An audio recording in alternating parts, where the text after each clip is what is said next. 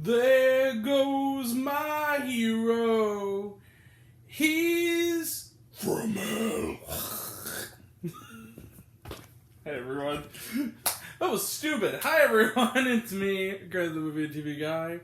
Welcome to Raised on Popcorn with Grant. How you doing? Thank you, notification bar. I'll watch Zach Goller's review of No Exit later. He's a subscriber of mine too. What's up, Zach? Okay. We are, welcome to Raised on Popcorn with Grant, as I said. And today we are talking about a movie. Movies and TV is what we do here. And a movie that I've been personally excited for. How excited was I? I bought tickets before there was even a trailer. I bought it 2 months ago. And then we got Patches of Ice, and I couldn't go yesterday. So I swapped my ticket over for tonight at the very last second because we opened in the middle of, I reopened in the middle of the day. It was actually closed up until this afternoon, and they reopened. So we got to check it out tonight, a little bit earlier, whatever. And that film is Studio 666. Studio 666 is directed by... I forgot the guy's name, so I'm going to look him up. I know what his credit, because I looked it up earlier, but I completely spaced on the gentleman's name. B.J. McDonnell directed this. Based on a story by Dave Grohl of the Foo Fighters, and starring the Foo Fighters as the Foo Fighters. Also, the director did Hatchet 3, if I didn't mention, and B.J. McDonnell. So, what's the setup? Well, we begin in this house. This is not spoilers, this is the opening scene of the movie. Poor sweet Jenna Ortega. Yeah, she's back again. She's had a busy 2022 so far. She's also going to be in X coming up. Running, fleeing with a broken leg from a mysterious figure. She's telling him to stop what he's doing, and she takes a hammer to the head and dies. We then transition into an opening credits sequence with music by John Carpenter. That was really awesome. That opening set in the 90s in Encino. We then cut to the present day. The Foo Fighters are told by the head of their record label, played by Jeff Garlin, who's very frustrated. We need a new album. We need the 10th album. How long do you need? Dave Grohl says, we need a little more time. We need a place to record it, and we can get it to work. He said, I have just the place. It is the house from the opening scene. And they go there, and Dave Grohl, however, begins to suffer writer's block when he gets there. All he seems to know how to do, the bright idea that comes to him is to do the guitar riff from Everlong, a song he wrote 20 years ago, and he's struggling when he finds a mysterious tomb in the basement. A raccoon carcass made in a stigmata, and soon is plagued by nightmares, and then is captured and possessed by a demonic force, and begins picking off his bandmates one by one. Who will be the last one standing, and can they save Dave before it's too late?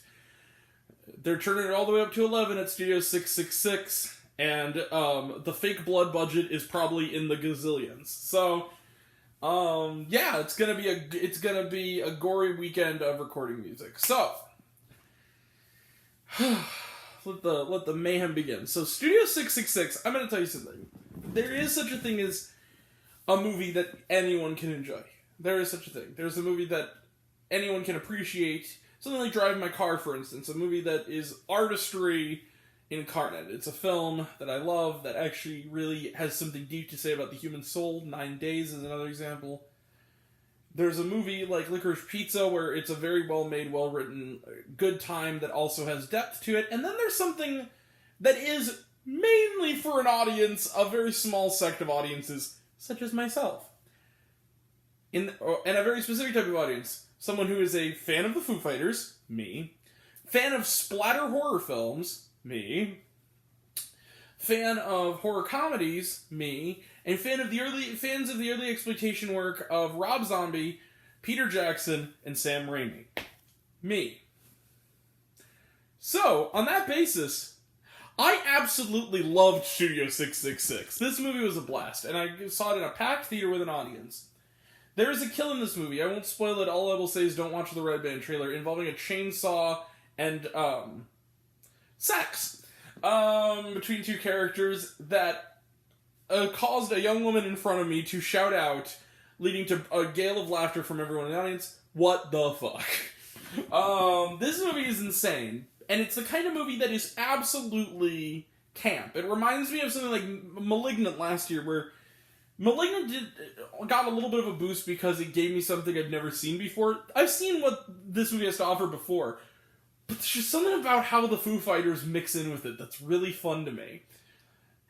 It is cheesy, kind of gag-line humor. It's sort of that thing of bloody death, one-liner. It's that kind of thing. But the one-liners are so enthusiastically tongue-in-cheek. This is the kind of movie where a possessed person cooks and eats a person, and then when they're called on, it says, well, he does make a killer barbecue. Bleh. You know, it's that, and it's played to be, and they play it with the tongue firmly in the cheek. This movie is that kind of movie. It's funny.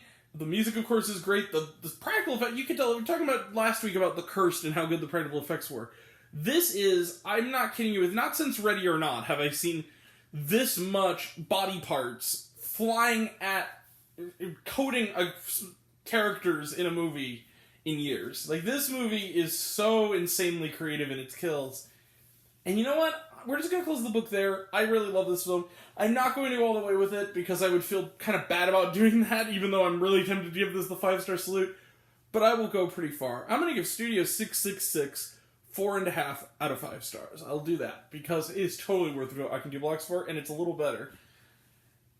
And also, the Foo Fighters, no, they're not very good actors, but so what? It's not that kind of movie. It doesn't require them to be Laurence Olivier. It requires them to be the Foo Fighters. So, I also will say this. If there's flaws I have with it, a little too long, especially in the middle, I think they could have shaved about 15 minutes. Also, the ending, I'm not sure I love.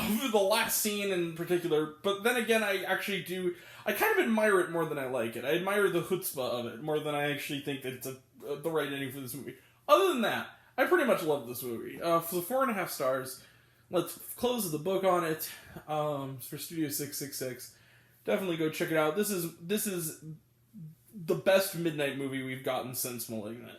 Maybe even before. Like, this is pretty great. Trailer Trash, we can just kind of blow through these. The Bob's Burgers movie, talked about it a bunch. Firestarter, now talked about it a bunch.